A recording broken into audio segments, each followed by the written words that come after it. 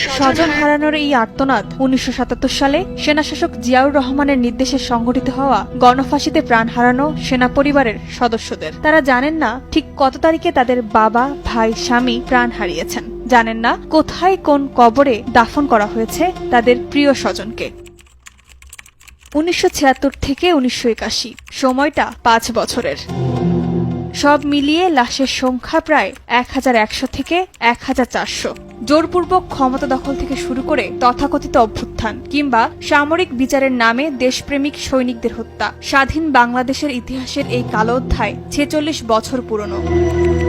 ফাঁসি এত দ্রুত করতে গিয়ে অনেকের প্রাণ বাহির হওয়ার আগেই ফাঁসির কাষ্ঠ থেকে বের করে হাত পায়ের রক কেটে দেয়া হয়। তাতেও যদি প্রাণ না যায় তাহলে ঘাড়ের উপর দিয়ে দুই পাশে বেয়ানেট ঢুকিয়ে দেয়া হয়। তারপর রাত ২টার মধ্যেই আজিমপুরে পাঠিয়ে দেয়া হয়। যখন আজিমপুরে গিয়ে গাড়ি থেকে লাশ নিচে নামানো হয় তখনও কারো কারো হাত পা নড়তে থাকে, মুখ দিয়ে গোংরাতে থাকে। ওই অবস্থাতেই তাদের মাটি চাপা দেয়া হয়, কারণ রাত ৪টার মধ্যেই সব লাশ মাটি চাপা দিতে হবে। তা না হলে স্থানীয় লোকজন ভোরের নামাজের জন্য মসজিদে আসবে এবং দেখে ফেলবে।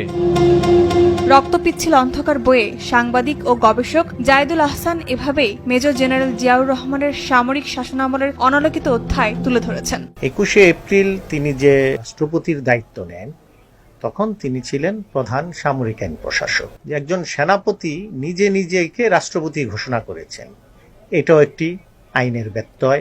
সাংবিধানিক বলেন, প্রচলিত আইন বলেন, নিয়ম নীতি, যে কোনো কিছুরই এটা আপনার বিরোধী।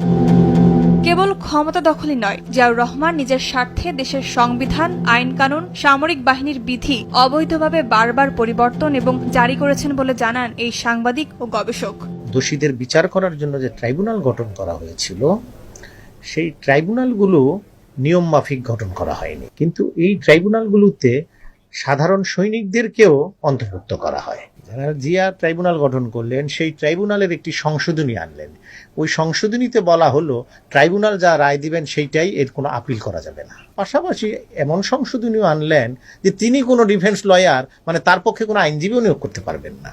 তারপরে সংশোধনীতে আরেকটি লাইন যুক্ত করা হলো, যদি কখনো এমন হয় যে ট্রাইব্যুনালের বিচারক আপনাকে নির্দোষ প্রমাণ করে মুক্তি দিয়ে দিয়েছে, তখন প্রধান সামরিক আইন প্রশাসক যেটা বলবেন সেটাই জাজমেন্ট হবে। সেনাশাসক জিয়ার সামরিক আইন লঙ্ঘনের সবচেয়ে ভয়াবহতার অধ্যায় ১৯৭৭ সালের সশস্ত্র বাহিনীতে গণফাঁসি ও বিচারহীনতা। বিচার করার সঙ্গে সঙ্গে আপনার জাজমেন্ট হয়ে গেল, একদিনেই মামলা, একদিনেই জাজমেন্ট, একদিনেই ফাঁসি কার্যকর, একদিনেই দাফন। প্রতি রাতে ৮ জন ১০ জন, এমনকি কুমিল্লা কারাগারের যে জল্লাদ এরশাদুর রহমান, উনি আমাকে বলেছেন এক রাতে উনি ১৯ জনকে ফাঁসি দিয়েছেন। কার্যকর করে কয়েক মিনিটের মধ্যেই মৃতদেহটি বের করে এনে রক কেটে দেওয়া হতো, যেন মৃত্যুটা নিশ্চিত হয়। মৃতদেহগুলো কাউকে দেওয়া হয়নি, কাউকে জানানো হয়নি। আরেকটি হলো মাটি চাপা দেওয়া হয়েছে, হিন্দু, বৌদ্ধ, মুসলমান একসঙ্গেই আপনার দাফন করা হয়েছে। সৎকারের জন্য যে নিয়ম কানুন সেগুলোও করা হয়নি। হিউম্যান রাইটস বলতে যা বুঝায় তার সম্পূর্ণ লঙ্ঘন ঘটেছে।